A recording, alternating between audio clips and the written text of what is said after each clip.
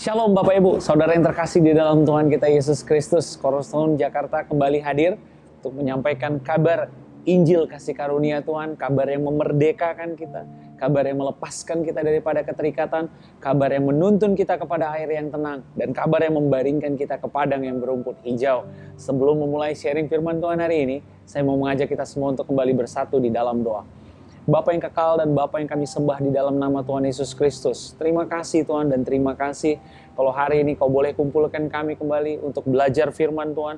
Hari ini Engkau boleh membawa kami lagi ke suatu momen, suatu saat di mana kami ingin mengerti dan belajar tentang Injil kasih karunia-Mu, Injil yang memerdekakan kami, Injil yang menyembuhkan kami, Injil yang melepaskan kami, Injil yang memakmurkan kami, dan Injil yang menuntun kami ke air yang tenang dan ke padang yang berumput hijau. Terima kasih Bapa. Kami serahkan pembelajaran firman Tuhan ini ke dalam tangan-Mu, dan kami percaya segala sesuatu di dalam tangan-Mu menjadi baik, indah, dan menjadi sempurna. Demi nama Tuhan kami Yesus Kristus, kami telah berdoa dan kami telah mengucap syukur. Amin. Bapak Ibu, hari ini kita ingin belajar satu cerita perikop yang sederhana. Ayatnya tidak terlalu panjang. Bagaimana perikop ini bisa menjelaskan mungkin relevansinya dengan apa yang terjadi dalam kehidupan kita hari ini. Hari ini kita mau belajar, saya mau mengajak Bapak Ibu tetap membawa Alkitabmu dimanapun kau berada. Hari ini kita mau belajar dari Kisah Para Rasul 3 ayat 1 sampai 10. Kisah Para Rasul 3 ayat 1 sampai 10 berbicara tentang Petrus menyembuhkan orang lumpuh. Petrus menyembuhkan orang lumpuh. Kisah Para Rasul 3 ayat 1 sampai 10. Saya bacakan bagi kita semua. Petrus menyembuhkan orang lumpuh. Pada suatu hari menjelang waktu sembahyang, yaitu pukul 3 petang, naiklah Petrus dan Yohanes ke bait Allah. Ayat kedua, di situ ada seorang laki-laki yang lumpuh sejak lahirnya, sehingga ia harus diusung. Jadi maksud saya Petrus dan Yohanes dikatakan di sini pada pukul 3 naik ke bait Allah. Dan mereka biasa di situ mau beribadah kepada Tuhan. Mereka ingin sembahyang kepada Tuhan. Dan ayat kedua dikatakan, ada seorang laki-laki yang lumpuh yang sejak lahirnya. Jadi ada orang yang sudah lumpuh sejak dia lahir. Jadi pria ini pastilah pria yang belum pernah bisa berjalan. Karena sejak lahir dia sudah lumpuh. Dia sudah mengalami ada hal yang tidak sempurna pada pertumbuhan fisiknya. Sehingga ia harus diusung. Dikatakan dia harus diusung, artinya dia benar-benar harus diangkat. Untuk berpindah dari satu tempat, dari satu titik ke titik yang lain, dia harus diusung. Tiap-tiap hari orang itu, siapa? Orang yang diusung tadi, orang yang sudah lumpuh sejak sakit tadi, diletakkan di dekat pintu gerbang bait Allah yang bernama Gerbang Indah. Jadi setiap hari ada beberapa orang mengangkat orang yang sedang lumpuh tadi untuk diletakkan mana? Diletakkan di dekat pintu gerbang bait Allah. Tentu ada maksudnya. Mengapa orang lumpuh tadi diusung dan diletakkan di pintu gerbang bait Allah yang bernama Gerbang Indah? Ada purpose-nya, ada tujuannya. Untuk meminta sedekah. Nah, ini tujuannya. Jadi perhatikan baik-baik. Tujuan orang tadi diletakkan dan diusung di depan pintu gerbang bait Allah sederhana. Tujuan dia untuk menerima sedekah pada orang-orang yang masuk ke dalam bait Allah. Jadi dia diletakkan, didudukkan di situ untuk menerima sedekah. Jadi attitude-nya, mindset-nya seorang laki-laki. Jadi seorang laki-laki, saya asumsikan ini bukan lagi anak-anak, mungkin bukan 16 atau 17 tahun. Seorang pria yang sudah dewasa, mungkin di atas 20 tahunan. Jadi sudah bertahun-tahun dia hidup dalam satu kondisi, dia digendong, diusung, diangkat, dan diletakkan di pintu gerbang bait Allah. Tujuannya cuma satu, yaitu apa? Untuk menerima pemberian daripada orang lain, atau dengan kata lain, untuk menerima, untuk bekerja mungkin sebagai pengemis. Jadi itu tujuan dia ada di situ. Ayat yang ketiga, ketika orang itu melihat, jadi orang yang diusung tadi melihat bahwa Petrus dan Yohanes hendak masuk ke bait Allah. Jadi posisinya berarti dia duluan sampai, dan ketika dia duduk, dia melihat Petrus dan Yohanes sedang berjalan mau masuk ke bait Allah. Apa yang terjadi? Ia meminta sedekah. Yang dia minta adalah sedekah. Perhatikan baik-baik. Dia belum mengenal Petrus dan Yohanes sebelumnya. Dia belum tahu siapa Petrus dan Yohanes sebelumnya. Bahwa Petrus dan Yohanes adalah murid Tuhan Yesus Kristus. Petrus dan Yohanes adalah murid Tuhan Yesus yang telah menerima kuasa daripada Tuhan. Mereka adalah orang yang powerful. Mereka adalah orang yang memiliki janji Allah. Mereka adalah orang yang memiliki firman Allah di mulutnya, di perkataannya. Tetapi orang tadi hanya meminta apa? Meminta sedekah. Ayat keempat, mereka menatap dia. Siapa mereka? Mereka di sini adalah Petrus dan Yohanes. Menatap orang itu, menatap dia, dan Petrus berkata, lihatlah kepada kami. Lalu orang itu menatap mereka. Si orang yang lumpuh tadi menatap mereka dengan harapan akan mendapat sesuatu dari mereka. Jadi Petrus bilang gini, lu lihat gua, lihat kepada kami, look at us, look at us, lihat kepada kami. Dan apa yang dilakukan oleh orang lumpuh tadi, dia melihat kepada mereka dan berharap apa? Berharap mendapatkan sesuatu dari mereka. Jadi saya bisa membayangkan orang yang lumpuh tadi mungkin melihat dengan memasang muka yang memelas, memasang muka yang meminta, aduh mudah-mudahan gue dikasih gede deh nih, mudah-mudahan gue dikasih uang yang gede deh, uang yang besar nih, aduh tolonglah Petrus, tolonglah Yohanes, tolonglah aku nih udah posisiku, kondisiku sedang tidak baik dan segala macam. Dan dikatakan, tetapi Petrus berkata, Petrus mengerti bahwa tatapannya dia, lihat cara orang lumpuh tadi melihat Petrus, itu adalah cara orang untuk melihat untuk meminta uang. Tetapi Petrus berkata kepada orang tadi, apa yang dikatakan oleh Petrus? Emas dan perak tidak ada padaku. Emas dan perak tidak ada padaku, tetapi apa yang kupunyai, kuberikan kepadamu. Tetapi apa yang kupunyai, kuberikan kepadamu. Petrus dan Yohanes tidak memiliki emas dan perak, tetapi dia mau memberikan apa yang dia miliki. Pertanyaannya, apa yang dia miliki? Di ayat berikutnya, masih di ayat yang sama, di ayat 6 dikatakan, demi nama Yesus Kristus, orang Nazaret itu, berjalanlah. Jadi apa yang diberikan oleh Petrus dan Yohanes kepada orang tadi? Yang diberikan oleh Petrus dan Yohanes kepada orang yang lumpuh tadi apa? Yang dia berikan adalah firman. Yang dia berikan adalah words. Yang dia berikan adalah janjinya Allah.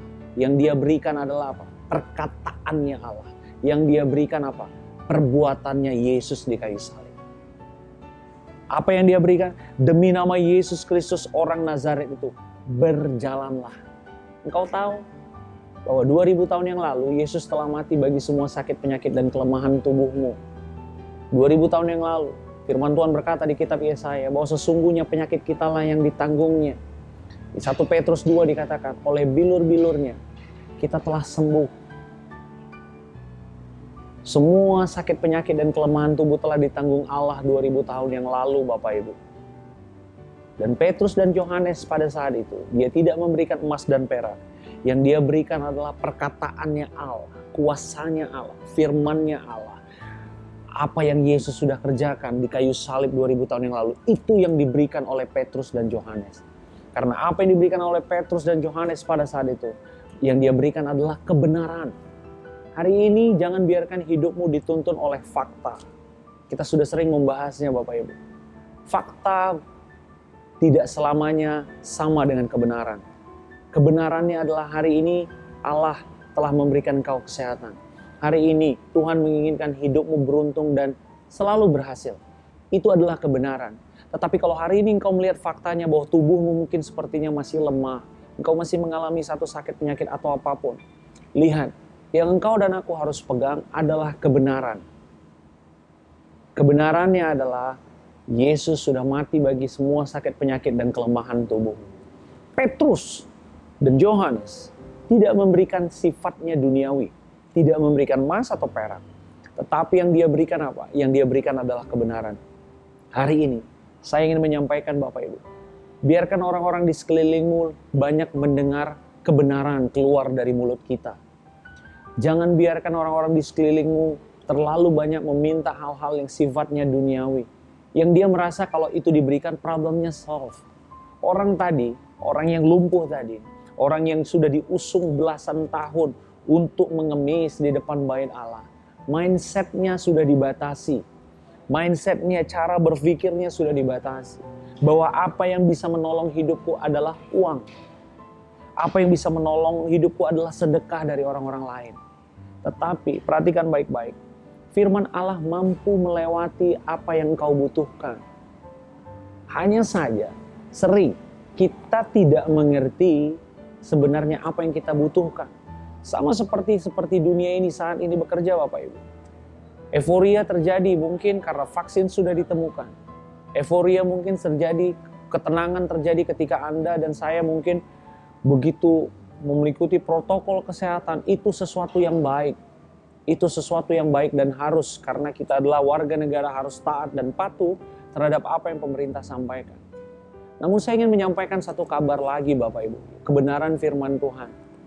Ketika engkau mengalihkan fokusmu dan mempercayai bahwa perlindungan terhadap dirimu itu engkau sandarkan kepada apa yang engkau pakai, itu yang akan sering mengecewakan kita. Tetapi bersandarlah kepada kebenaran bahwa Yesus telah mati bagi engkau, telah menebus semua sakit penyakitmu, dan Yesus menginginkan hidupmu hidup yang Zoe life. Orang yang sakit tadi Bapak Ibu, di ayat 6 dikatakan, tetapi Petrus berkata, emas dan perak tidak ada padaku, tetapi apa yang kupunyai kuberikan kepadamu. Demi nama Yesus Kristus. Apa katanya? Demi nama Yesus, orang Nazaret itu, berjalanlah. Lalu ia memegang tangan kanan orang itu. Lalu Petrus memegang tangan kanan orang itu dan membantu dia berdiri. Kenapa dibantu? Karena orang ini tidak pernah tahu rasanya berjalan Bapak Ibu. Orang ini tidak pernah mengerti jalan itu gimana sih. Tapi dia memiliki kaki yang lemah selama ini. Petrus membantu dia setelah mengatakan berjalan. Seketika itu juga, kuatlah kaki dan mata orang itu. Ada hal yang menarik dari ayat ini ketika saya membacanya. Lalu ia memegang tangan kanan orang itu. Perhatikan baik-baik. Sering sekali ketika firman Tuhan disampaikan kepada engkau Bapak Ibu. Sering sekali ketika sebuah kebenaran disampaikan kepada engkau oleh bilur-bilurnya engkau sembuh. Allah menginginkan hidupmu berhasil dan beruntung. Sering sekali engkau mendengar kebenarannya. Tetapi engkau tidak mau mengulurkan tanganmu untuk memegang firman Tuhan tadi. Itu yang membuat berjalan itu tidak terjadi. Berbeda dengan orang yang lumpuh tadi. Orang apa? Lalu ia memegang tangan koron itu dan membantu dia berdiri. Orang yang lumpuh tadi mau mengulurkan tangannya dan menerima firman Tuhan. Hari ini Bapak Ibu, jangan jadi orang yang hanya sekedar mendengar firman Tuhan. Tetapi serahkan tanganmu. Ketika engkau menyerahkan tanganmu kepada firman Tuhan, artinya engkau menyerahkan segala kekhawatiranmu, segala penyakitmu, segala beban pikiranmu, segala hutang piutangmu kepada Tuhan.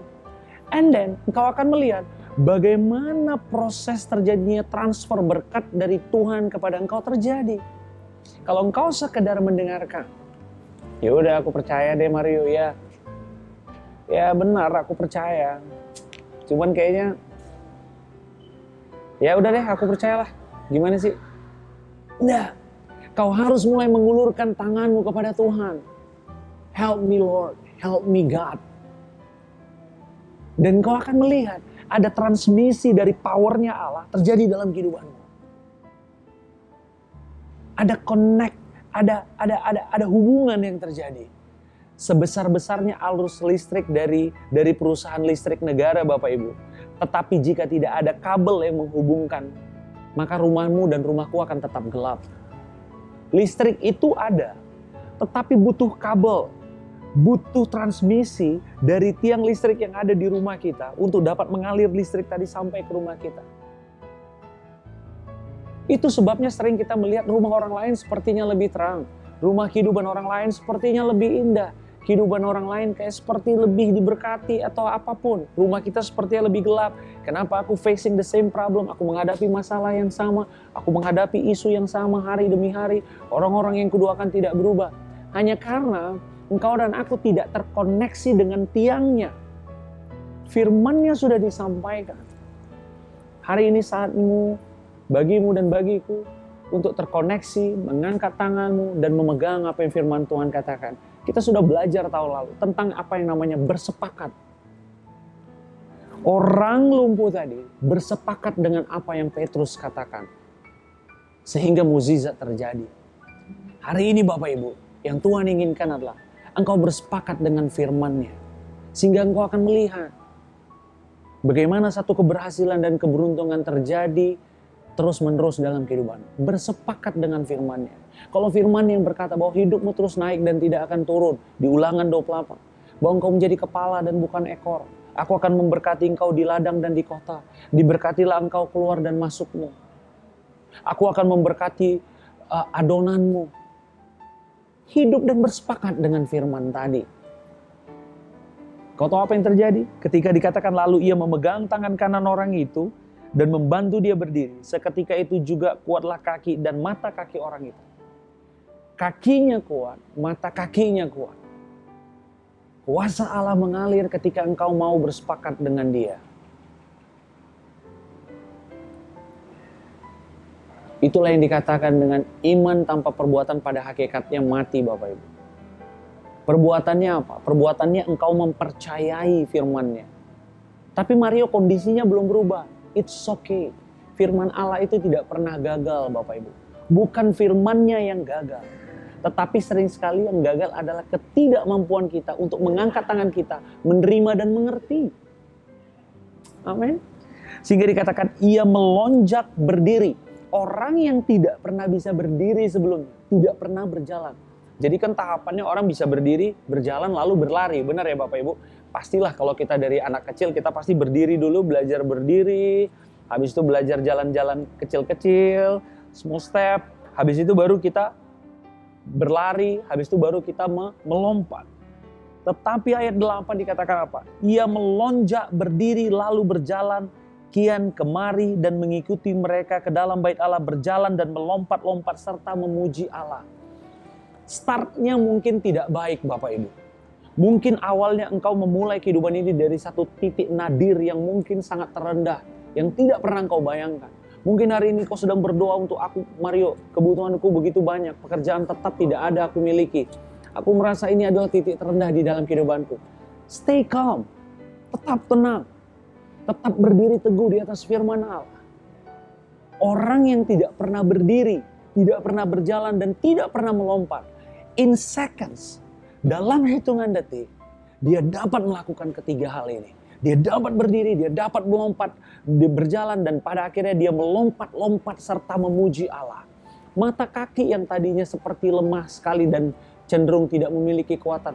Kaki lutut mungkin yang tadinya tidak memiliki power apapun. In seconds diubahkan oleh Allah keadaannya. Hari ini Bapak Ibu, Allah ingin mengubah keadaanmu ekstrim.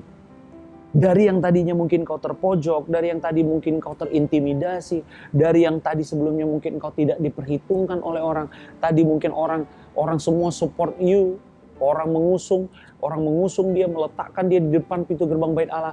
In seconds, hanya dalam hitungan detik, kondisi situasinya berbeda. Allah dapat Bapak Ibu melakukan itu dalam kehidupanmu.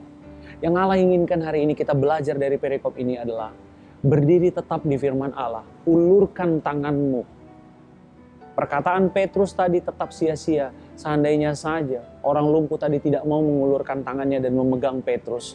Kenapa kita sering sekali tidak berani mengulurkan tangan kita? Karena apa? Engkau tahu kenapa? Karena sering sekali kita terlalu nyaman dengan comfort zone-nya kita.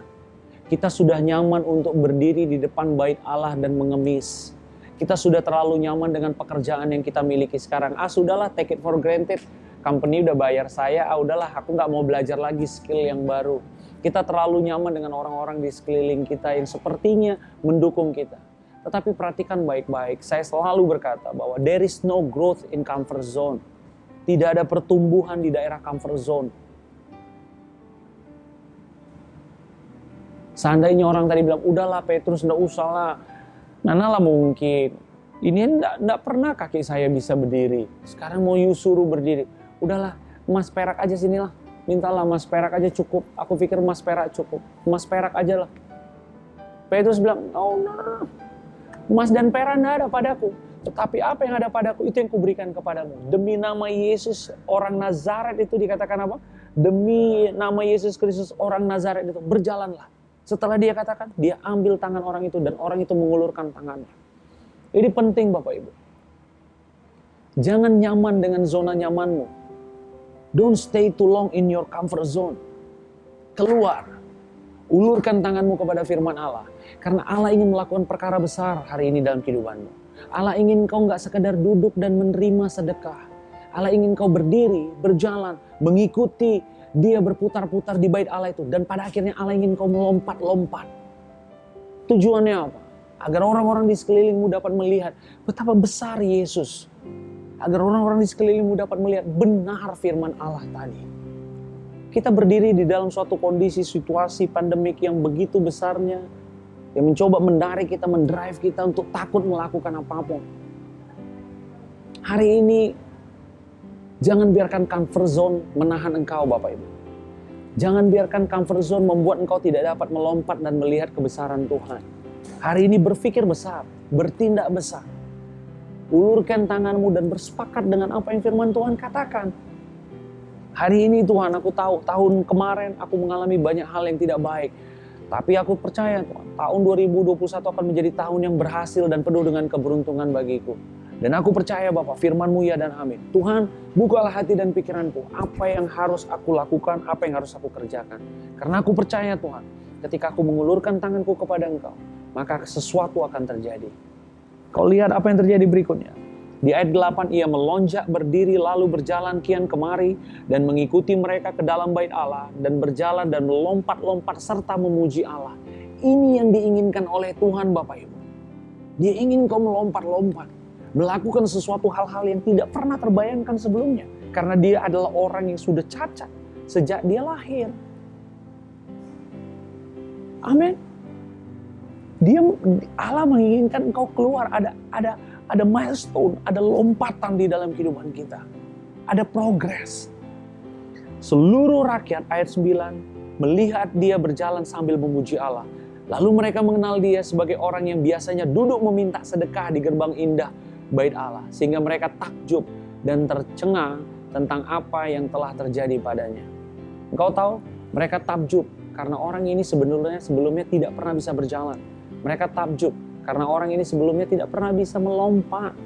Dan hari itu, pada saat itu, sesudah Yesus berdoa bagi dia, dan dia mengulurkan dan bersepakat dengan apa yang Tuhan katakan, maka orang memuliakan Tuhan sehingga mereka takjub dan tercengang tentang apa yang telah terjadi padanya. Engkau tahu siapa yang dimuliakan di sini? Yang dimuliakan di sini adalah Yesus orang Nazaret. Perhatikan baik-baik Bapak Ibu. Mungkin hari ini engkau mendengar banyak advice, banyak saran, banyak masukan. Pastikan bahwa saran dan masukan itu dasarnya adalah kebenaran firman Tuhan dan Yesus. Agar engkau dapat melihat lompatan-lompatan. Hari ini saya ingin menyampaikan kabar baik ini Bapak Ibu. Bahwa Allah ingin engkau tidak sekedar duduk di depan pintu gerbang tadi dan menerima sedekah. Hari ini Allah ingin engkau melakukan sesuatu gebrakan yang besar. Hari ini Allah ingin engkau melakukan suatu lompatan yang besar. Milestone, cari hal yang kau rasa bisa menjadi besar dalam kehidupan ini. Itu dengan apa terjadi? Dengan kau menerima Yesus dan mengulurkan tanganmu. Sama seperti orang lumpuh tadi. Dia mau tangannya dipegang oleh Petrus. Sehingga Petrus membantu dia untuk berdiri. Pertama dikuatkan mata kakinya, dikuatkan kakinya. Dan pada akhirnya dia memuliakan Allah. Hari ini Bapak Ibu, Allah ingin memberkati engkau, membuat engkau berhasil dan beruntung. Agar namanya yang dipermuliakan. Agar anaknya yang semakin ditinggikan. Yesus orang Nazaret tadi. Jadi hari ini jangan biarkan comfort zone. Duduk di depan pintu gerbang bait Allah itu menjadi comfort zone-mu. Jangan status quo. Jangan mengalami status quo. Suatu hal yang ya udah, pekerjaan menjadi seperti rutinitas, bisnis menjadi seperti suatu rutinitas, pelayanan seperti menjadi suatu rutinitas. Hari ini Allah ingin engkau terus mencari Yesus di dalam setiap pekerjaanmu. Sehingga engkau akan melihat ada selalu hal-hal baru yang disediakan oleh Allah. Ada selalu excitement, ada selalu hal-hal yang menarik yang setiap hari yang disediakan Allah. Karena kan firman Tuhan bilang begini Bapak Ibu, bahwa berkatnya itu baru setiap pagi, baru setiap hari. Makanya waktu itu orang bangsa Israel waktu keluar dari tanah Mesir, Tuhan menginginkan mereka mendapat makanan yang selalu fresh. Mana? Allah ingin setiap hari engkau menerima berkatnya yang fresh dari Dia. Sehingga apa? Sehingga engkau dapat memuliakan Allah dan orang-orang di sekelilingmu dapat melihat bahwa Allah begitu besar.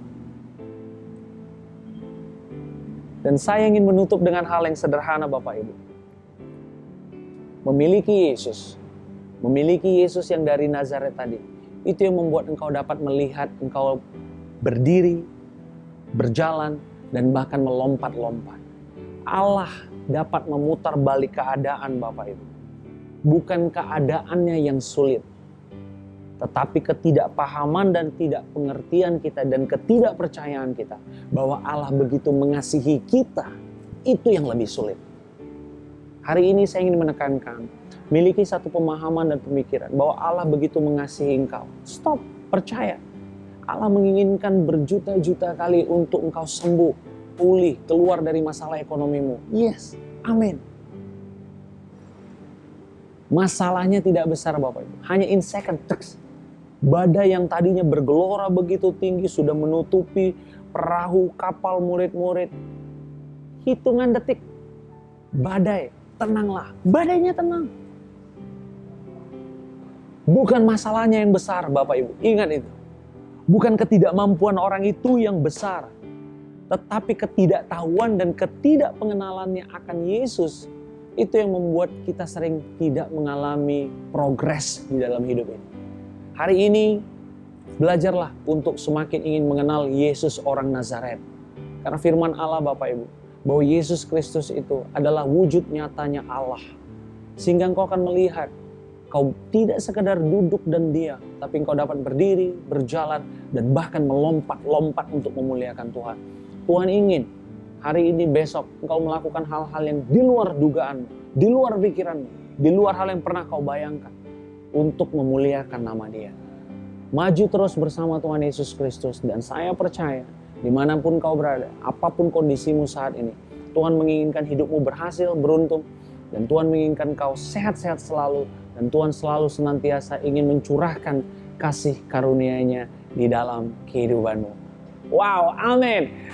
Luar biasa Bapak Ibu. Sebelum kita menutup sermon ini, saya mau mengajak kita semua untuk bersatu di dalam doa. Bapa, di dalam nama Tuhan Yesus Kristus, terima kasih Tuhan. Kau boleh berikan kami kesempatan lagi untuk belajar firman Tuhan. Hari ini Tuhan, kami bersepakat, kami mau mengulurkan tangan kanan kami sebagai bentuk kami bersepakat dengan Engkau, sebagai bentuk kami percaya kepada Engkau, bahwa kami percaya Bapak, firman-Mu ya dan amin. Dan setiap firman yang keluar dari mulut-Mu tidak akan kembali kepada Engkau dengan sia-sia. Dan kami mau berdoa saat ini buat bagi bangsa ini Bapak, bagi negara ini. Kami mau berdoa buat pimpinan tertinggi sampai yang terendah. Engkau yang memberikan hikmat surgawi atas mereka, sehingga setiap kebijakan-kebijakan mereka adalah kebijakan-kebijakan yang berasal daripada Tuhan, kebijakan yang mencerminkan kebenaran firman Tuhan. Dan kami berdoa Tuhan, agar segala bentuk tekanan, ketakutan yang ada di bangsa ini saat ini Bapa, kami ikat, patahkan, dan hancurkan di dalam nama Tuhan Yesus Kristus. Biarlah shalom turun atas bangsa ini, kesehatan turun atas bangsa ini. Dokter-dokter, suster, dan semua orang-orang di garda terdepan, Kau berkatilah mereka Bapa. Dan kami percaya Tuhan, perlindungan Tuhan ada di kemahnya Allah. Dan kami diam dan duduk di bawah kepak sayap-Mu. Maka kami aman, kami diberkati, kami dipulihkan, dan kami sehat. Terima kasih Bapa. Segala puji, hormat, syukur hanya bagi-Mu. Demi nama Tuhan Yesus Kristus, kami telah berdoa dan kami telah mengucap syukur. Amin. Shalom Bapak Ibu, saya Mario Martin Gultom. Berhenti berbicara hari ini, kita akan bertemu kembali di sermon kita berikutnya. Tetaplah berdiri teguh di atas kasih karunia Tuhan. Tetaplah melihat Dia sebagai Allah yang baik, Allah yang menginginkan untuk melihat engkau berdiri, berjalan, dan bahkan melompat-lompat. Tetap tinggal dalam kasih karunia Tuhan, karena itulah yang akan menuntun engkau kepada pertobatan. God bless you, see you, and bye-bye.